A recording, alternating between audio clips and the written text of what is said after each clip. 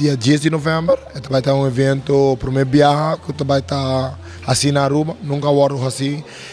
Um evento de MMA para amateur, que está held on somente para, não somente, mas para a maioria, para muitos não juvenil, entre 18 para 17 anos, para nós também tem 4 ou 5 adultos que também vai participar. Uma bem iniciativa para sobre a idade entre 18 e 17, não tem muito na raça. Nós estamos com uma idade que está pedindo para atenção, então nós estamos ponendo martial art. Mas coge me mesmo como exemplo, agora eu estou preparando para uma competência, eu estou 2 lunas para preparar para o evento.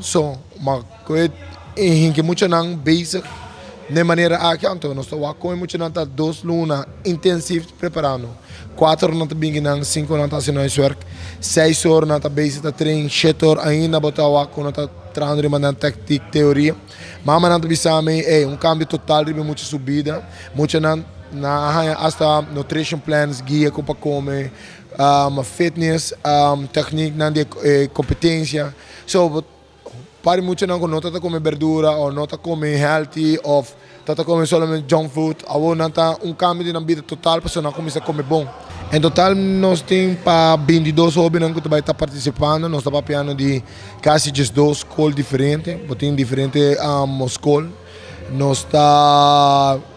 Nós mesmos temos muitos anos de diferentes tipos de escolas visitando Miller Academy e com o que nós gosta que nós queremos mix escola com deporte.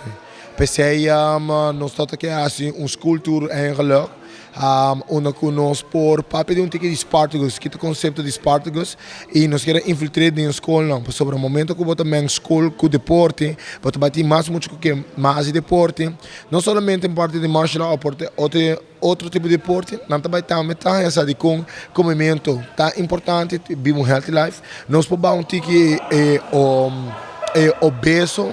Muitos não obeso não gostam de youths, mas o momento então nós podemos começar a target e muitos não aqui não trempam. Me quero invitar para o povo de Aruba para invitar para bem Spartacus event, vai ter primeiro evento amateur, mas lá muitos não hobby na aqui sinti special, já maneira para preparar, não tem banners, vídeo não está salindo não acaba, mas lá muitos não que feel que não está trabalhando de duro tá para meta.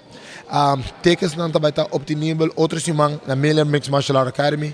Você está na Pedra Plata, você passa Pedra Plata, você primeiro caminha bem manga dentro, você vai na Bali, chega livremente, preço não nos golta para nos manter nos preços adequados para todo mundo. 25 florins tá parte abaixo de 5 florins parte arriba. Nós estamos trabalhando duro e nos metemos muito não e nós estamos trabalhando para nos por fazer diferente. Essa aqui tá é Arubiano, o website